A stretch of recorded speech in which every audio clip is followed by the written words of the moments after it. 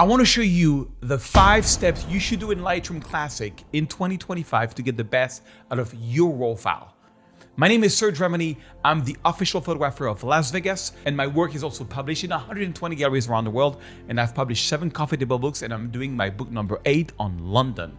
So here we go. Mesdames et messieurs, c'est parti. So this is a photo that I shot for the city of Vegas, just to brag, but there was a big challenge with over 70 photographers and I came number 1.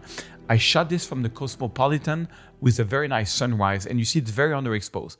But I want to show you 5 steps that I call the natural drama formula, because I want this photo to be dramatic, but also natural.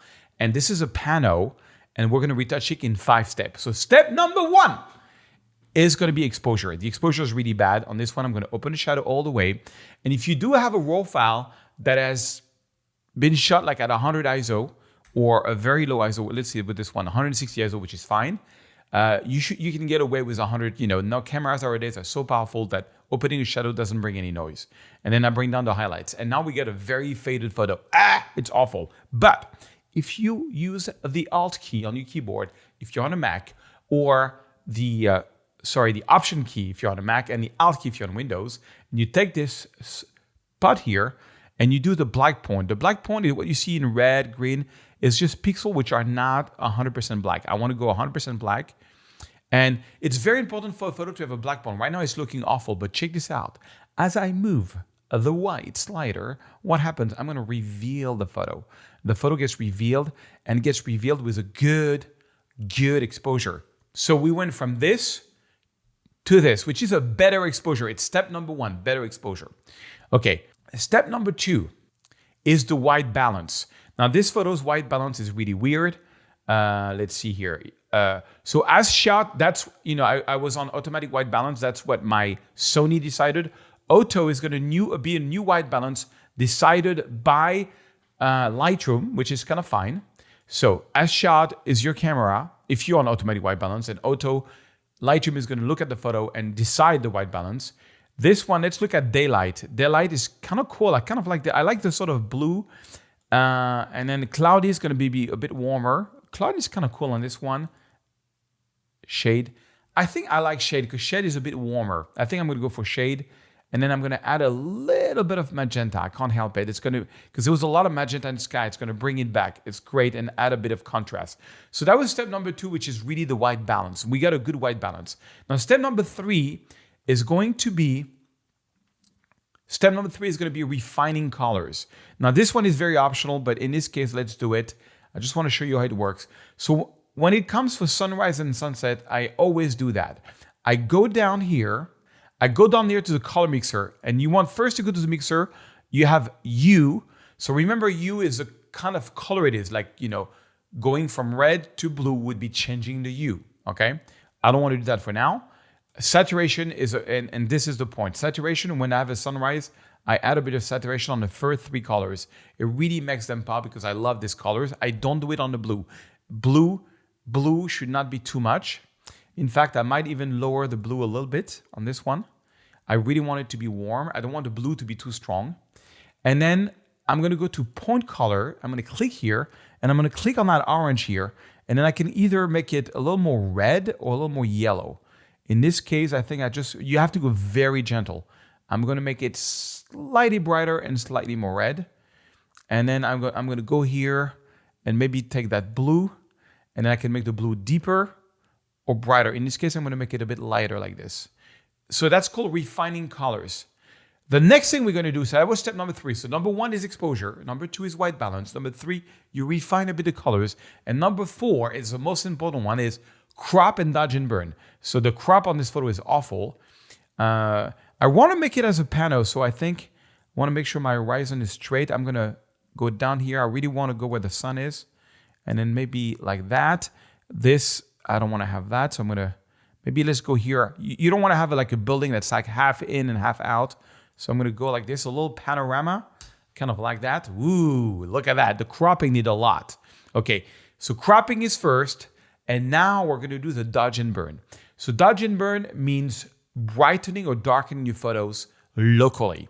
So on this one, I don't want to do much dodge and burn because we've got lots of things going on in the city, but I'm still going to do a few things. I'm going to go here, and I'm gonna do a little linear gradient. So remember, step number 4 is a dodge and burn. So I'm gonna drag and drop something here, boom, and exposure. And by the way, guys, if you wanna become an award-winning photo like Tim Shield, JT, Lichel Walsh, Steve Carr, Lisa Campbell, so many people I've been coaching over the years. Let's talk. Book a call with me and Felipe, who is like an amazing photographer.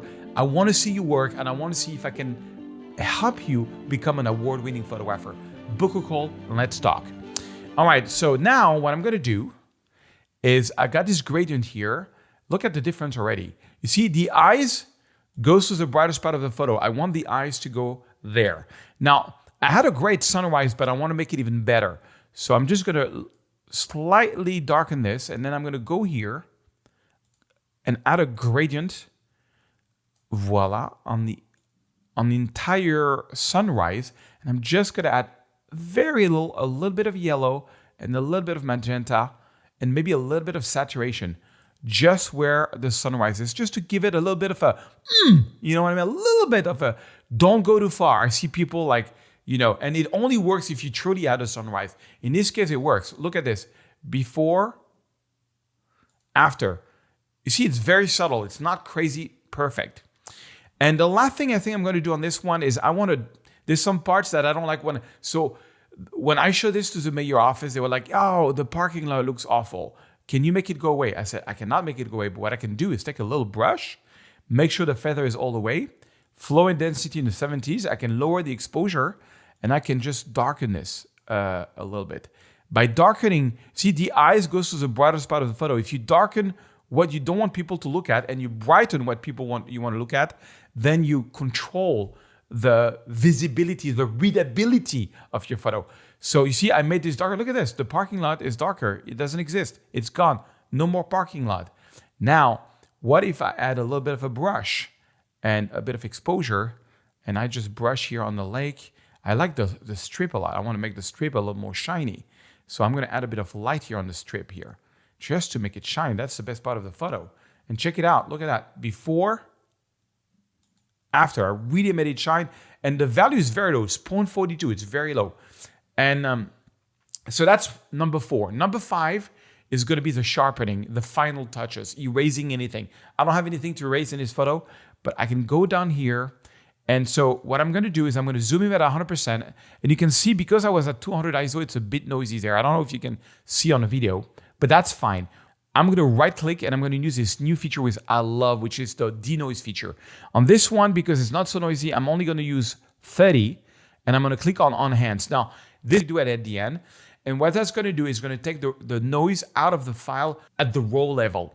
And it can take, I've heard people say it can take up to 20 minutes on a slow Windows computer.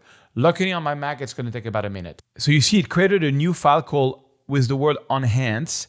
So if I select both files and I press C on the keyboard so you can compare, so you can see on the left side I have the enhanced version, and there's absolutely no noise in the sky, and it's still very crisp, and there's a bit of noise. I love that new feature. It's amazing when you have a bit of noise. But I like very sharp photos. So what I'm going to do now that I've taken out the noise is I'm going to give it a basic sharpening of 90. A basic sharpening, even when I use the enhanced feature, I give it a basic sharpening of 100. But if I didn't use this enhanced feature, I would give 10 of noise reduction and then 90. It's just a basic sharpening. You never want to sharpen your sky. That's very important. So what you do is you hold on the Option key or the Alt key and you use the masking feature. And as you move it to the right, only what's white is going to get sharpened. So you want to go all the way to like 60 or 70. You want your sky to be black. You only want to have details to be sharpened. That means that this 99 is only going to be applied on what's white. So just the details, just the edges. Now, one more step, if you really want to do it, never do this. Never put your sharpening all the way here at 150 and then adding a lot of clarity like this. I see a lot of people do that. It gives you like a super sharpened photo. It's very natural. So I don't use the clarity. Sometimes I even go minus on the clarity. And the sharpening, I only use about 100 max. And that's because I did the noise reduction. Otherwise, it would be 90. But here's what you can do. And you can take a brush and you can use the flow and density pretty strong like in the 80s or 90s. And then you can go down here and you can add a bit of clarity, a little bit of clarity, and a little bit of sharpness. And you can add where you want people to look at a little bit of extra clarity. Because the whole idea is, and I'm only doing on the strip here, the whole idea is I want the sky to be very smooth and I want the strip to be very sharp. Make sure you subscribe to the channel. I have incredible videos coming out, and let's talk and let's see if we can get you as an award-winning photographer. Merci beaucoup. Thank you very much.